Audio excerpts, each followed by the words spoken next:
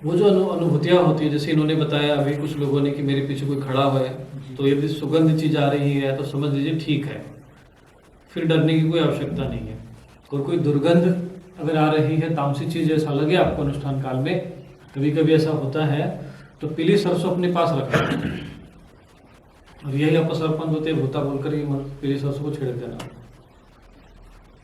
या फिर कुछ मंत्र भी ऐसे होते हैं जो रक्षाकारक मंत्र होते हैं, तो उसको आप जप सकते हो।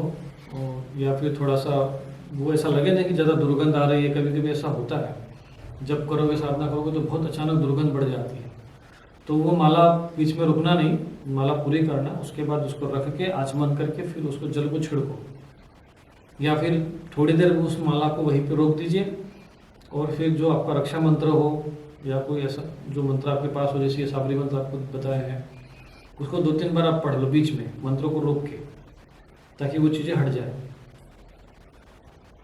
ऐसा होता है कभी कभी। तो ये हो गया, सुगंध आ रही है तो आपको डरने की कोई आवश्यकता नहीं है। अगर जैसे कोई देवी का आप साधना करते हो तो उसमें कभी कभी पायल की आवाज़ आती है, ऐसा लगता है कोई स्त्री घूम रही है, कुछ भी है, बालिका है, तो इसको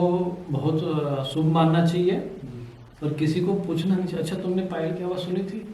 तुमको सुनाई दिया, ऐसा वैसा कुछ पूछने की जरूरत नहीं है, क्योंकि आप देवी की उपासना कर रहे हो तो वो तो आएगी आएगी। तो ऐसा कभी कभी अनुभूतियाँ होती है। ये तो हो गया भौतिक अनुभूतियाँ। दूसरी बात, कभी कभी साधना काल में अचानक व्यक्ति को बीमारी आ जाती है, कोई विकार आ जाता है, बीमारी हो जाती है कभी कभी, तो आप घबराना नहीं, साधना अनुष्ठान खंडित होने नहीं देना, वो बीमारी अपने आप ठीक हो जाएगी। इसका मतलब यह है कि ये बीमारी आपको कभी भविष्य में हो सकती थी, थोड़ी देर के, जैसे कि दस्त लग जाएंगे, किसी को पेट दर्द होगा, कहीं जोड़ों में दर्द होगा, कुछ कहीं घुटनों में दर्द होगा, इस प्रकार की बाधा आती है, तो आपको अनुष्ठान खंडित नहीं करना है। ऐसी अगर समस्या है तो आप मंत्र पढ़ते हो, कपूर उल्टा घंटे घुमा के आप थोड़ा जला दिया करना। कभी आप इस अनुष्ठान काल में कोई परेशानी लगे तो ये आप थोड़ी पीले सरसों और कपूर और जल, ये 3 चीज़ें हमेशा अपने पास रखनी चाहिए। जहाँ लगे थोड़ी पीले पीले सरसों फेंक दो, कभी ऐसा लगे कि नहीं कोई कुछ ज़्यादा, ये मंत्र मैंने आपको पहले ही बताया कि एक मंत्र आपकी आवश्यकता पड़ेगी, एक रक्षा मंत्र की आवश्यकता पड़ती है, ये मंत्र सब जगह काम करेगा। ठीक है, ये एक बात है। दूसरी बात क्या होती है कि यदि अपने घर में कोई प्रेत का वास हो, कोई पितर यदि प्रेत रूप में हो, तो वो परेशान करने का प्रयत्न करते हैं, तो इसलिए सबसे उसका समाधान ये है कि एक बार त्रिपिंड श्राद्ध करके ही बड़े अनुष्ठान में बैठना चाहिए। यदि ऐसी कोई समस्या आती है आपके घर में, कुछ कोई किसी के शरीर में, घर के सदस्य के शरीर में प्रवेश करके यदि कोई शक्ति परेशान करती हैं, तो फिर उसके लिए घर ऐसा लगे कि नहीं कुछ हो, मतलब कभी कभी होता है कुछ कुल देवी होती है, उनकी पूजा करते नहीं, वो भी कभी कभी ऐसे अनुष्ठानों में आती हैं, तो उनको लगता है कि बस इनकी पूजा, हमारी पूजा नहीं हो रही, तो क्या करना चाहिए, जैसा तुमको बताया था मैंने, है ना जी, क्या बताया था उस समय मैंने, हाँ, भैरव बाबा का दीपक जला के, हाँ, भोग निकाल के और रात को फिर बाहर रख देना। हाँ, जैसे मैंने इसको बताया था, जब ये बताया कि नहीं गुरुजी हमको आलस आ रहा है, हाँ आलस आ रहा है, उबासी आ रही है, और वो देवी माता का जो है अनुष्ठान कर रहा था, तो मैं समझ गया कि कोई प्रेतों की इसके ऊपर जो है ये कुछ न कुछ पूजा में त्रुटि रह गई है, या भैरव जी का स्मरण इसने नहीं किया होगा,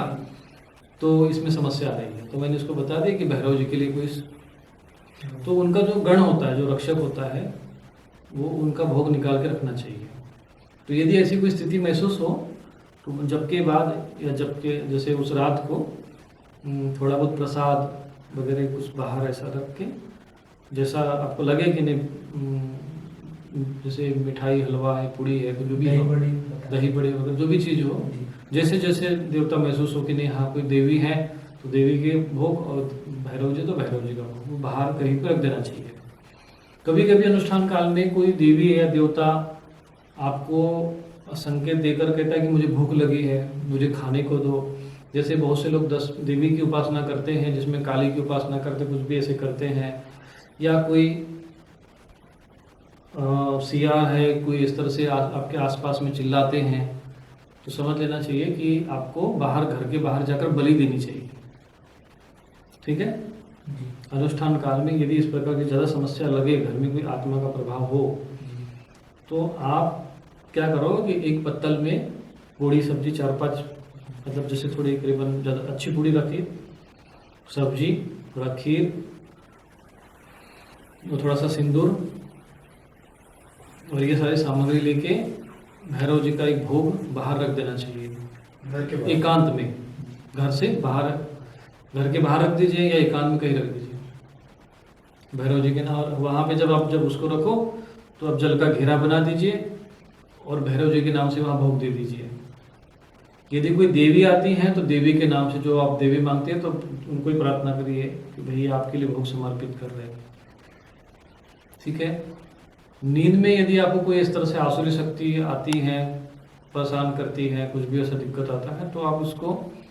सहन करते रहिए, इसको आगे जैसा भी हो स्थिति को बढ़ने दीजिए। और